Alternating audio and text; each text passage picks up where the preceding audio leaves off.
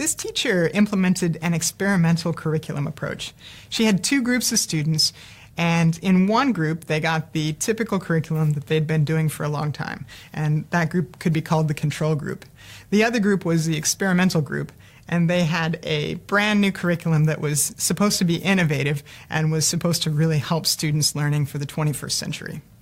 But when she looked at the standardized test scores to see if the experimental group had higher scores, she realized they did, but only by a little bit. So they were 6 points higher on average for the standardized test. So the control group had an average of 72% of the test questions right. But the experimental group had 78% of the test questions right.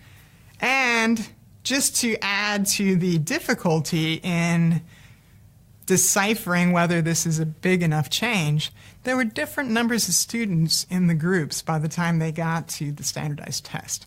So there were 120 students in the control and 97 in the experimental group. The teacher doesn't know what to conclude by just looking at the numbers, 72 versus 78% with the different group sizes. This kind of thing actually happens all the time in education. It seems like any time there's some kind of prospective research design, the numbers end up pretty close like this. There are lots of different interventions that people try, and you might end up with similar results. So it might be like flipped lessons, or maybe it's full day versus half day kindergarten, or maybe somebody's implementing some form of mindfulness and then seeing the impact on students. And in terms of impact, there are lots of ways that impact could be examined also. Test scores are really common in our current world. There might be some interventions where the researcher cares about the student perceptions. So they might do a pre and a post survey and then be comparing those. Or maybe they're actually interested in what's happening in the classroom and they have observers come in with charts that help keep track of the student levels of engagement and their on-task behavior. And they actually track those over time. There are many, many different pieces of data that could be collected to determine the impact of an intervention. But many times, regardless of the intervention and regardless of the measures that are collected, the results come back pretty close.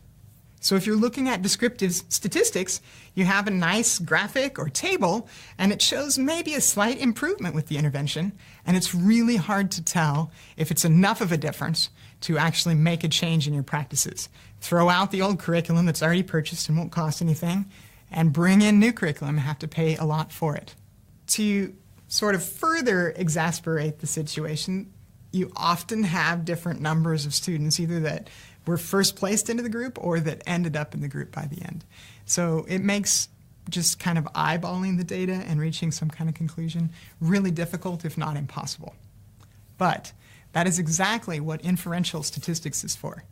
The tables and the graphs by themselves, they could be called descriptive statistics. They're describing the data that are there and they're summarizing it, but they're not actually making an inference about whether there's a difference between the groups. So they're not the inferential statistics. What we typically call statistics, just in common language, is usually inferential statistics with a hypothesis test. And the goal for the inferential statistics is to actually have a threshold that helps you determine whether there's chance variation between the groups or whether there's something that's a bigger difference than just chance variation, and it's called a statistically significant difference.